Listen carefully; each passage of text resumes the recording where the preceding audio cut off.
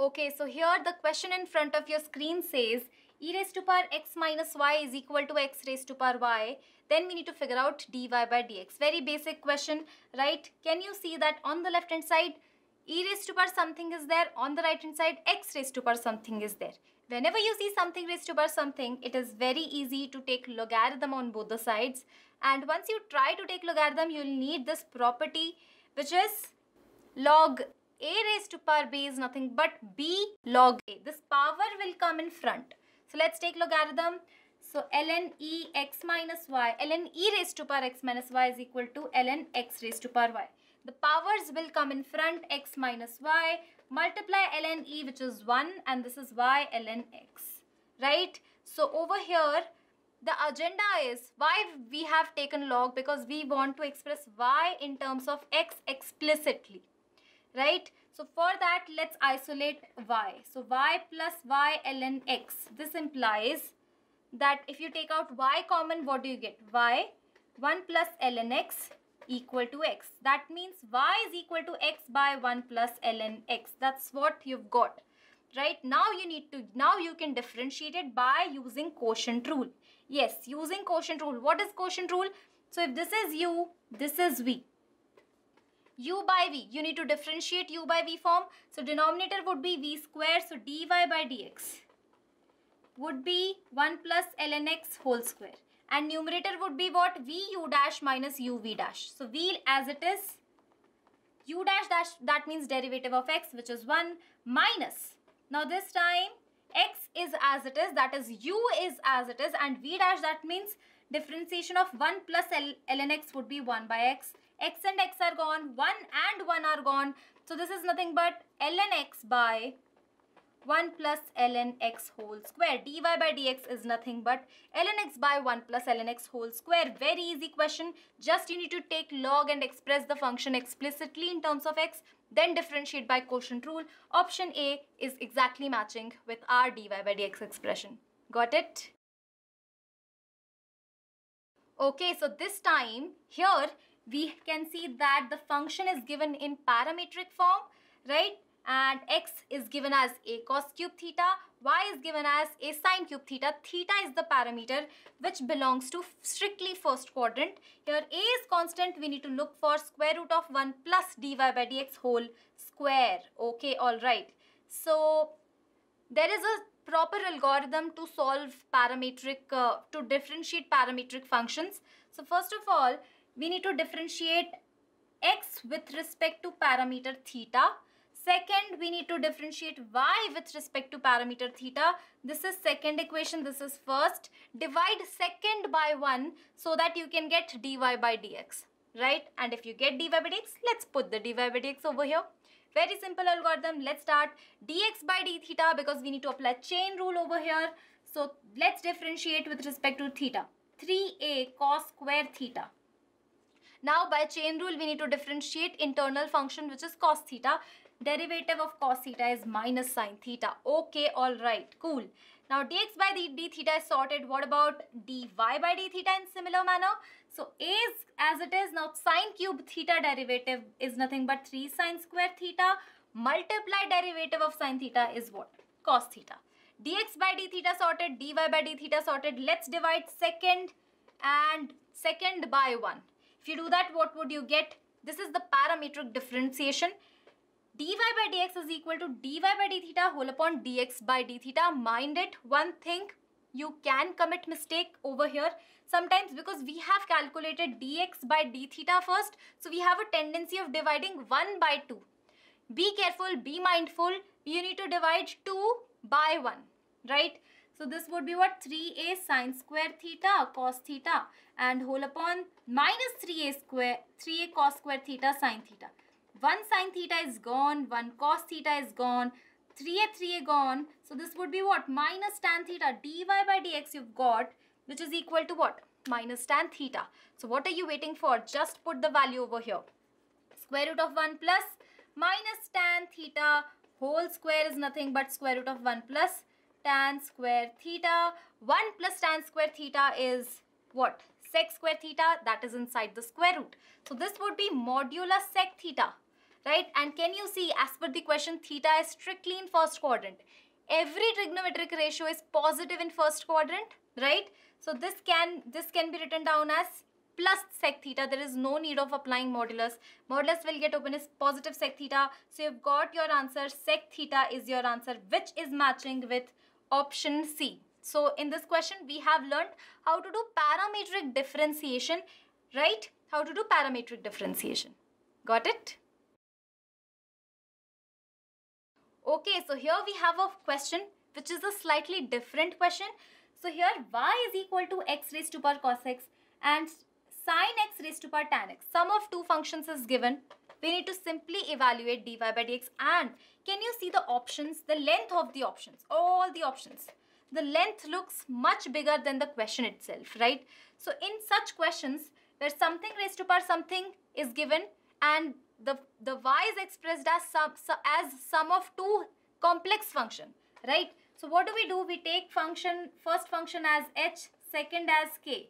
So y would be equals to h plus k. Let's tackle h separately and figure out dh by dx. Let's tackle k separately and find out dk by dx. Let's understand what's happening over here. So let h be this x raised to power cos x and k be this sin x raised to power tan x, such that y is equal to what? H plus k. If you differentiate on both the sides, what do you get? Dy by dx would be equal to dh by dx plus dk by dx. So the whole question has been broken down in two parts. First one is evaluate dh by dx. Second half would be evaluate dk by dx. Add these two so that you can get dy by dx. Let's differentiate on both the sides, but before that you can see something raised to power something. So before differentiating, we always take log on both the sides to make question simple, right? Okay, so ln h is equal to, I'm applying the property directly, ln a raised to power b is nothing but b ln a. So that would be cos x ln x. Differentiate both the sides. Ln h derivative is 1 by h. And then differentiate h with respect to x. dh by dx is equal to what? Cos x as it is, right? I'm applying the product rule. Cos x as it is. Differentiation of ln x is 1 by x. Then ln x as it is and derivative of cos x is minus sin x, right? You are looking for what? dh by dx, right? That means you need to multiply this h in this right hand side. And h is what? X raised to power cos x. So your dh by dx would be this expression, which is cos x by x minus sin x multiply ln x multiply h, which is x raised to power cos x. So dh by dx is sorted. First half of the question is done. Second half, now you can do it, right? See, first half and second half are similar. Once you figure out that how to do first half, try to do second half on your own. So let's start doing. K is equal to sin x raised to power tan x. This is your k. Let's take logarithm on both the sides. Similar technique, nothing new. Log k is equal to tan x will come in front, ln sin x. Let's differentiate on both the sides. So 1 by k dk by dx is equal to what? Tan x will remain as it is. And ln sin x, derivative of ln sin x is nothing but cot x. Or you can directly differentiate by chain rule. 1 by sin x multiply cos x, right? Then you have to apply plus sign. Ln sin x is as it is and tan x derivative is sec square x. Okay, and this k will come in multiplication of this. So what do you get? You get tan x and cot x is 1. So you get 1 plus ln x sin x sec square x multiply this k, which is sin x raised to power tan x. Both half are done. Now you just need to add dh by dx and dk by dx to get the dy by dx result. Let's do that. If you add these two, what do you get? You get this, right? You get this. Okay, so now this is dh by dx, this is dk by dx. Now take your time to match the answer, but because see, all the options look similar. So can you see that these two parts are matching? If I talk about dh by dx, so b and d, first half is matching with b and d, but here I can see that here sec square x is missing and here sec square x is given. So option B is clearly correct and all the options are wrong except B. Got it? Okay, so here we have a function which is y is equal to square root of x plus square root of y plus square root of x plus square root of y plus square root of x plus square root of y. No, I am not hanged over here. This is going up to infinity. That's how the function is. And dy by dx we need to figure out. Okay, so this is my favorite question because see, something is going up to infinity. This looks scary, but this is a tricky. Basically examiners or teachers like such questions which looks scary, but there is one trick to solve the question and the question is much shorter. The question is not lengthier, right? Just one trick. If you know the trick, two-step process. If you don't know the trick, then no matter what you do, you'll not get the answer. So this is my type of question, favorite question, right? So how to approach these type of question when infinity pattern is getting repeated up to infinity, right? So first of all, get rid of the first square root. So let's square both the sides. If you do that, what do you get? Y square is equal to, so this square root would be gone, right? So this would be x plus root y plus root x plus root y and so on up to infinity. That's how your expression now will look like, right? Now the pattern is getting repeated up to infinity.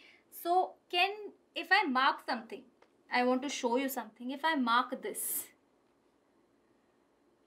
which is in red circle, right? Red circle. So red circle is what? You tell me. Red circle is square root of x plus square root of y plus square root of x plus square root of y up to infinity. What is this? This is square root of x plus square root of y plus square root of x plus square root of y up to infinity.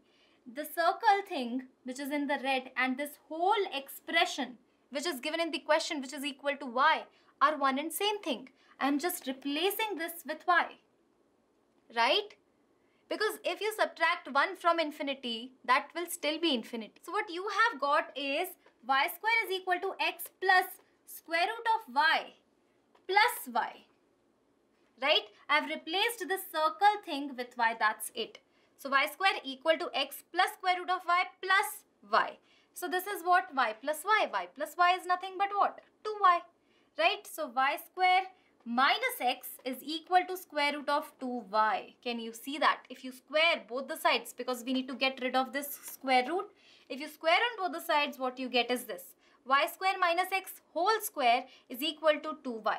Now we need to differentiate this with respect to x because we are looking for dy by dx.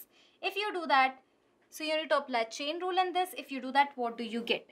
You get twice of y square minus x. Once that is done, by chain rule, you need to differentiate this internal bracket. So that would be 2y dy by dx. This is with respect to x, right? Minus 1, that is equal to 2 dy by dx, right? This is how you got the differentiation, right? This is a differentiation on both sides. Okay. Now the next task is to isolate dy by dx, right? Because we need to express dy by dx in terms of y and x. Let's quickly do that. So let's multiply. So this would be 2y cube dy by dx minus y square minus 2yx dy by dx plus x is equal to dy by dx. I can see there are three terms related to dy by dx which are this, this and this. Let's isolate these and separate everything. So dy by dx, if I take common from all the things, you get 2y cube minus 2yx minus 1, right? And on the right hand side, what do you get? You get y square minus x. Okay, all right. So this is what you've got from this, right? This is what you've got. Now you just need to take it in the denominator. Dy by dx is equal to y square minus x whole upon 2y cube minus 2xy minus 1, right? This is your dy by dx. And you just need to check the option, which option is matching. It is very obvious that only option D is matching, right? So only option D is the right answer. Got it? Okay, so the question in front of your screen says x is equal to cosec theta minus sine theta, y is equal to cosec theta raised to power n minus sine theta raised to power n, where n belongs to real number. Then we need to figure out the value of x square plus 4 dy by dx whole square minus n square y square. Okay, so the agenda is to calculate dy by dx first, right? And we can see that x and y are given in parameter theta, in terms of parameter theta. So we need to use parametric differentiation for this question.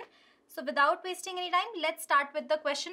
So x is given, y is given. First we need to figure out what dx by d theta. Then we need to figure out dy by d theta. We need to divide dy by d theta by dx by d theta to get dy by dx. Once that is done, then we will look for this particular expression. How to frame this particular expression. Okay. So first of all, to differentiate this x with respect to theta, we need differentiation of cosec theta and sine theta, isn't it? So cosec x derivative is minus cosec x minus cot x cosec x, and the derivative of sine x you all know is cos x, right? So dx by d theta, you tell me, is equal to what? Minus cot x, okay, cot theta, cosec theta, and then minus cos theta. This is dx by d theta, right? What about dy by d theta? dy by d theta would be nothing but, so n cosec theta raised to power n minus 1. Now cosec theta, derivative of that would be what? Minus cot theta cosec theta, right? Similarly, a negative sign, and then n sine theta raised to power n minus 1 multiply cos theta. This is your dy by d theta, right? dx by d theta is there, dy by d theta is there. Now we just need to arrange a bit, right? Okay, so if I actually take cot theta, in fact minus cot theta common from this, what do you get? You get cosec theta, and you get sine theta in place of this, right? Because this cos theta is nothing but cot theta multiply sine theta. So you take minus cot theta common, you get dx by d theta like this. dx by d theta sorted. Now what about dy by d theta? So for dy by d theta, we need to take n common, right? First of all, n common, and then can you see that we can again take minus cot theta common? So minus n cot theta I have taken common. So we are left with cosec theta raised to power n minus 1, right? And cosec theta plus we have sine theta n minus 1 power n minus 1 and one more sine theta. Yes. Why one more sine theta? Because again we are taking cot theta common, so I need sine theta over here and sine theta over here so that I can take cot theta common. So dy by d theta would be nothing but minus n cot theta. In the bracket we have cosec theta raised to power n, sine theta raised to power n. This is your dx by d theta, this is your dy by d theta. By using parametric differentiation, we can say that if you divide second by 1, what do you get is dy by d theta. So in that, minus sign will get cancelled out. Cot theta cancelled out. So this would be what? N times, yes, dy by dx would be n times cosec theta raised to power n plus sine theta raised to power n whole upon cosec theta plus sine theta. Now what you will need over here is dy by dx whole square. dy by dx whole square, let's just square both the sides so you get this, right? Now one thing. Now we've got dy by dx whole square. Let's look at this expression. This is x square plus 4, right? Okay. So this whole expression is not inclusive of theta. In fact, over here, if I talk about this y, if you square this y, what do you get? You get cosec theta raised to power n minus sine theta raised to power n whole square, isn't it? Right, this is y square. Okay. If I actually expand this, what do you get? Cosec theta raised to power 2n plus sine theta raised to power 2n. right? Minus 2ab cosec theta multiplied sin theta is 1. So minus 2. Okay. If I shift this minus 2 on the left hand side, what do I get? Y square plus 2. Right? I am adding one more plus 2 over here so that I can get cosec 2n theta plus sine raised to power 2n theta plus 2. And here this plus 2 indicates what? 2ab. So a square plus b square plus 2ab. So this is nothing but cosec theta raised to power n plus sine theta raised to power n. And we have square over here. That means this numerator inclusive of square is nothing but y square plus 4. Yes. So this is nothing but n square y square plus 4. And what about the denominator? Cosec theta plus sine theta. Same case. If you square both the sides and add 4 both the sides, you will have this x square plus 4 is already over here. Right now we just need to cross multiply to get the desired result. So x square plus 4 would be equal to what? No, x square plus 4 multiply dy by dx whole square, right, is equal to n square y square plus 4. Or rather let me tell you one thing. If you shift n square y square on the left hand side, what do you get? So this would be n square y square is equal to n square square. Yes, so 4n square. This value is nothing but 4n square. That's all folks, right? So here we need to end this question. We've got the value. We've actually, over here what happened is we have calculated dy by dx whole square, and by little manipulation I have got the entire expression on its own. We don't need to plug in the value over here. In fact, we have created this expression on our own so that the value is n square, 4 or 4n square. So finally you get what? Option D as the right answer. Got it?